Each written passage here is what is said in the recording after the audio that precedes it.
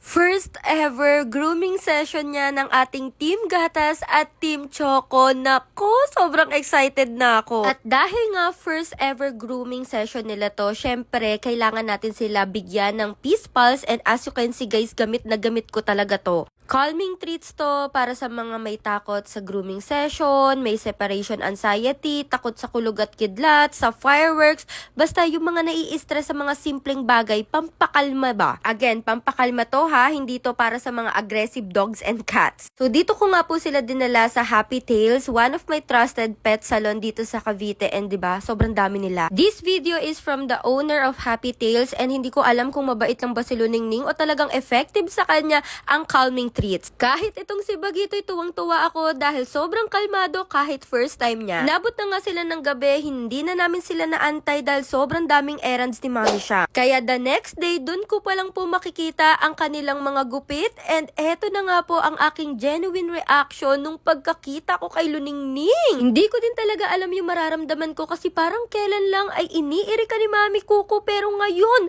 dalaga ka na.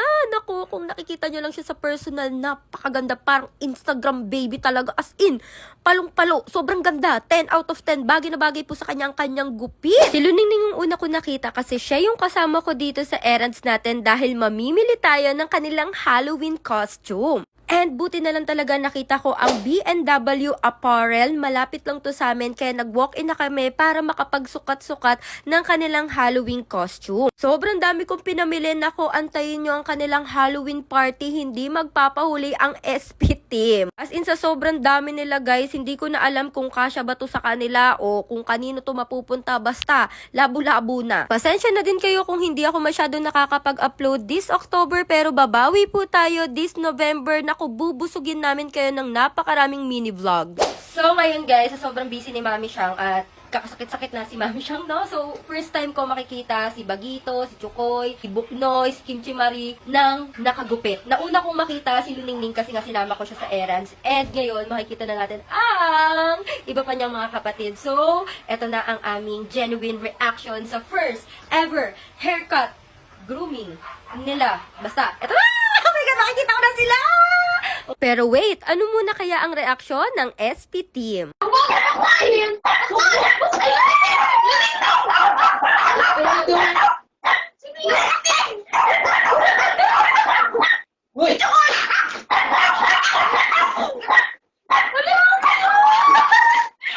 Sobrang liit!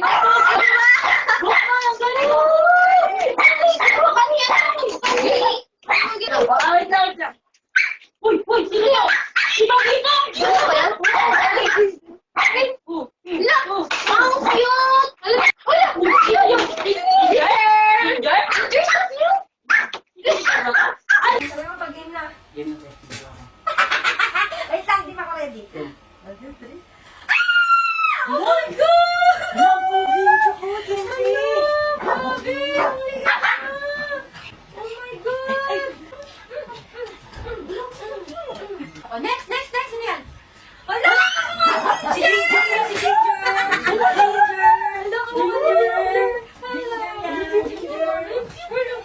Uy! Chocolate!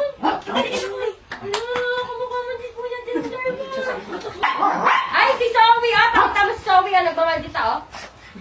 Oh, ano? Gusto mo ikaw lang maganda? Ba't ang sama ng mukha mo? Huminga ka pa ng malalim, ha? Next, sino yan? Oh my God! Oh my God! Sino yan? Sino yan? Hindi mo niya kilala? Sino ba? Alam ko, hindi mo kilala. Oh my God! Oh my God! Oh my God! Ano gawa mo? Naglili ikaw? Ay! Naglili ikaw? Oo. Ay, naglili! Naglili! Naka-diaper naman siya. Okay, may bias. Asan na yung bias ko? Oh my God! Excited na din kami! Excited na ako! Ulo! Ha? Hey, go! Ang liit na! Wala, chocolate ko na to! Kailangan na yung Superman na naman. Oo, baby ko yan eh. Baby ko. Oh my God, grabe. So guys, kung gusto nyo makita ng close-up ang kanilang mga hairstyle, mga haircut, mga gupit nila, first ever grooming nila, imamontage na ni Daddy Earl in 3, 2, 1, go!